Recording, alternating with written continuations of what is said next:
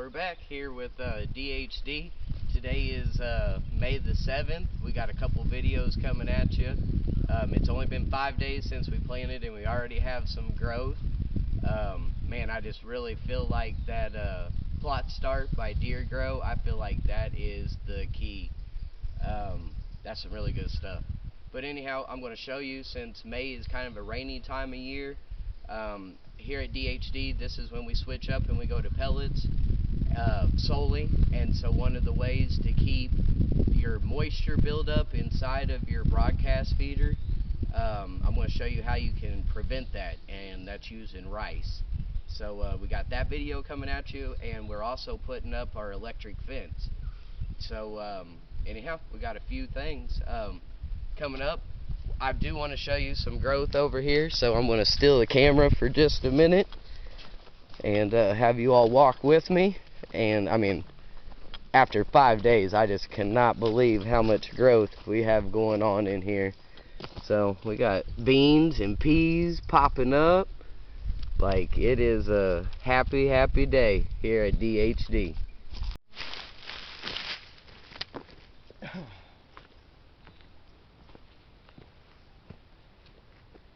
We're back here at Deer Hunting Dad's. One of our chores that we do is we constantly feed our deer pellets, feed them protein. We choose record rack. That's something that we've gone with for quite a few years, even before I even started on this property. It's something that I've always believed in. It's good for the deer, and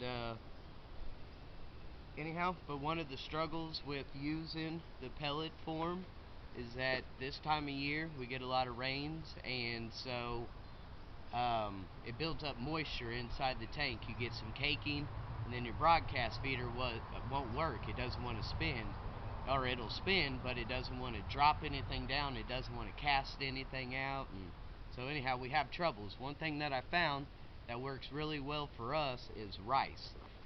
So we just go to Walmart.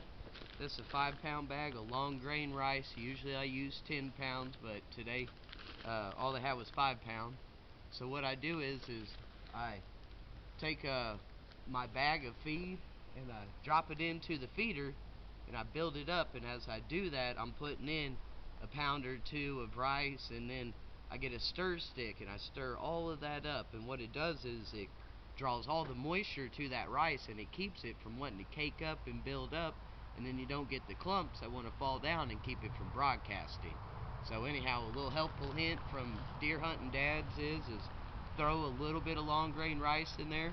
Usually, honestly, when you're getting so many rains, a lot of this dissolves, and people think that it might be bad for birds, but honestly, I've found that it doesn't harm the birds whatsoever, because most of the time it swells up and it's already done its thing as soon as it hits the ground, because it's already gone through a moisture process and all that inside the tank with drawing out all the moisture, and so by the time it hits the ground it can't draw anymore.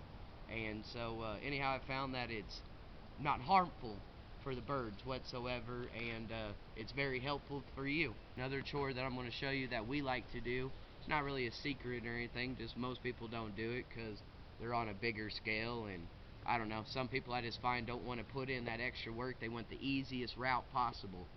And so I have some peanut butter jars that I run. I run 4 pounds in a couple different spots, and they're just like licks for trees. Them type of people, they might think that it's silly or whatever, but I just feel like variety in anything that you can throw at deer to give them that variety, draw them in. And when you're hunting low pressure, I feel like you can do about anything, and you need to do what works best for you. I know a lot of people, the pros and all that, they say, you know, don't put water next to your food plots, blah blah blah, but I mean, we got like what, an 1/8 of an acre food plot. We do have our water next to it, but all of that is on our main travel corridors. So sometimes when you're doing it on small scale and you're not using big equipment and fancy machines or even no-till drills, you know, they say that they keep it easy, but a lot of times you see them using tractors and you know, just ATV implements that, you know, the good old boy typically doesn't have. So anyhow, I feel like any variety that you can throw at deer whatsoever is what you need to do.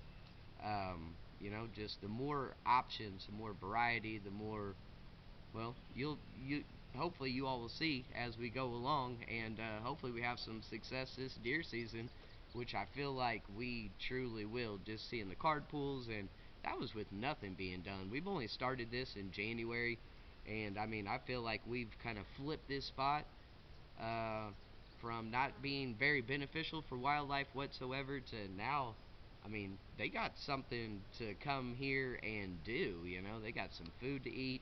They got variety. So anyhow, bedding's not that far from here, so I just feel like we are a main travel corridor access. And so I'll pick the camera up here for just a second, and I'll give you a view. So right down here is about a 5-acre agriculture field. Should be in beans this year, and so I mean that kind of takes the pressure and the heat off of us and what we got going on up here in the easement, which you know, is going to be buckwheat and stuff like that, which isn't the most attracting to deer, but you know, at least they got some options.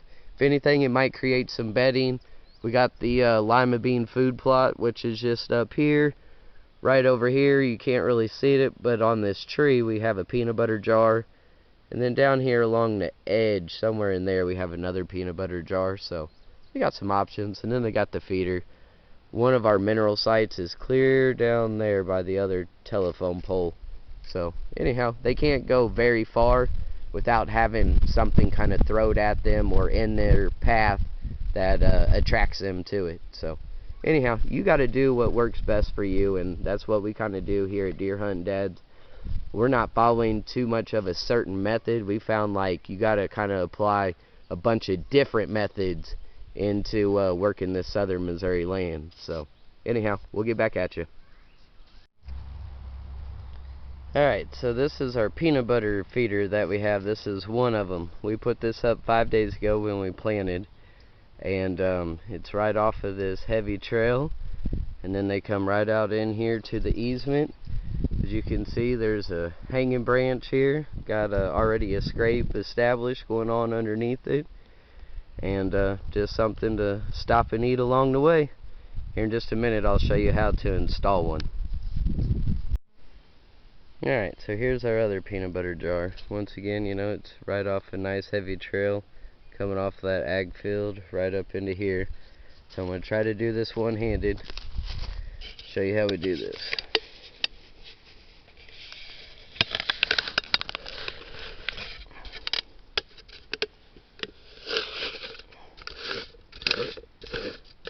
You want a little bit of flex to it like that, so that way it doesn't just break off on you.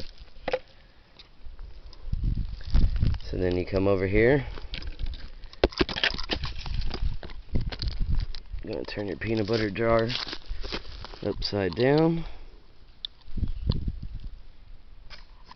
And we're just going to cut all the way around that perimeter. I leave just a little bitty smidge for like a hinge so it falls over. Then they can lick what's on the top of the lid there.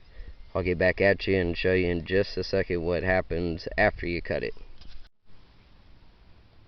Okay, so we got the lid cut off. Like I said, you leave just a little bitty piece for a hinge there. Sometimes they go ahead and knock it off, sometimes they don't. And so then I go ahead, I turn it over, I undo the cap. And here on the old jar, I'm just going to fasten it on.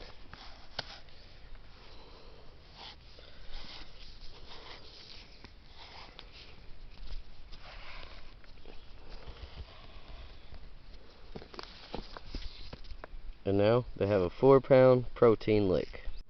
Alright, so I just wanted to do a little wrap up.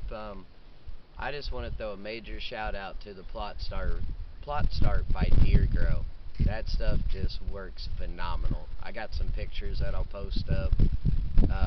It's been 5 days since we planted beans and peas, and like we already have some awesome growth going.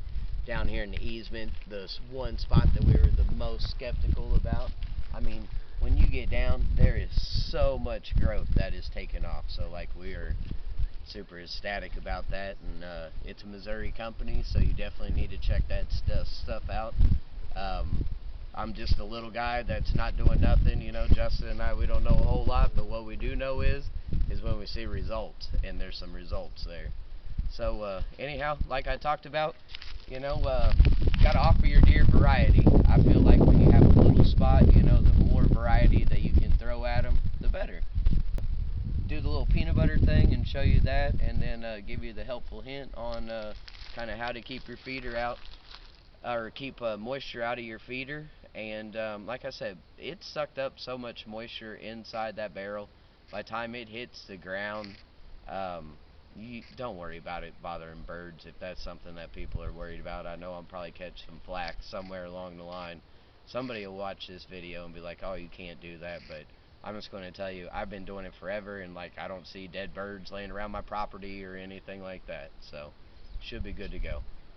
Anyhow, we'll catch you back next time. We should be doing some fertilizing and stuff like that. The fence turned out super awesome. So anyhow, you keep feeding the deer, and they're going to feed you right back. Have a good day. Like, share, subscribe, and we'll catch you next time.